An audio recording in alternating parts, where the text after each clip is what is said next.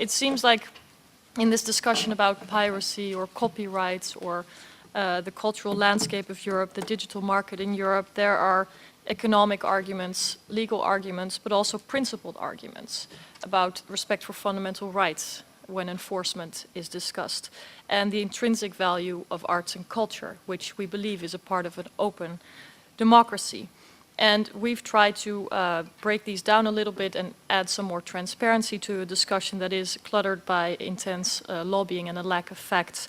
New business models can compete with free and can actually help foster the preservation of cultural diversity in Europe, which we are all so proud of and which we should cherish, because we live in an area in the world that has the most rich and diverse content to offer, and we should think about this more.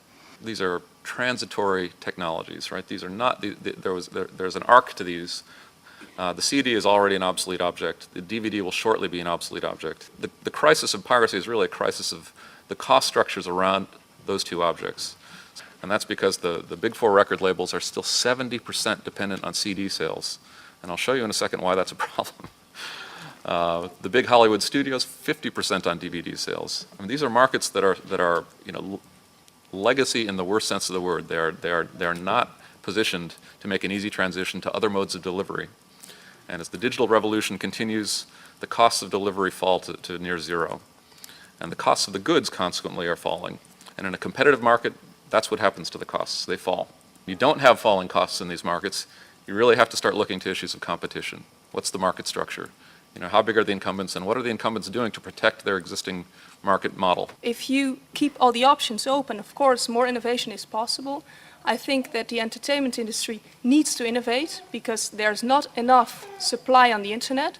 I think they need to catch up with the digital revolution. They didn't yet.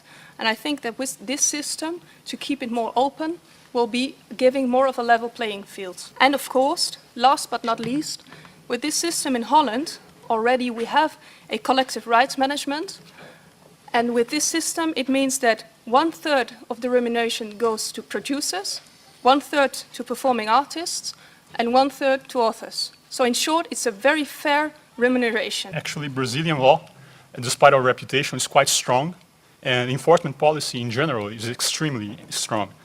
Criminal copyright infringement of a commercial nature as of 2003 must be prosecuted ex officio, which means that police have the duty to investigate, prosecutors have the duty to prosecute, and judges have the duty to trial any act of copyright infringement done in a commercial context as soon as they get to know that the act has occurred.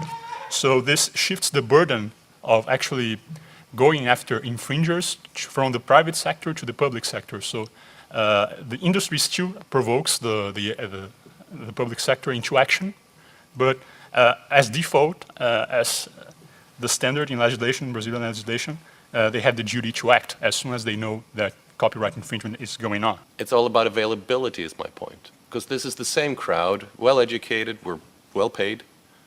We have already bought Toy Story 3 5 times. One for the car, one for the home, one for the summer house, one just in case, so we have it for the kids so they don't cry. It's not a question of payment. We like paying for stuff, but above all, we need it. And that's the story that I think we've heard a couple of times here about availability, accessibility. You can compete with free, just provide it. The pirate services out there are actually pretty bad services. Tricky to use, hard to manage. You'd never know really what you're downloaded until you have it. So of course we should be able as an industry to offer something better. So our whole approach to piracy is actually to build a service that gives them the full Monty, the customers.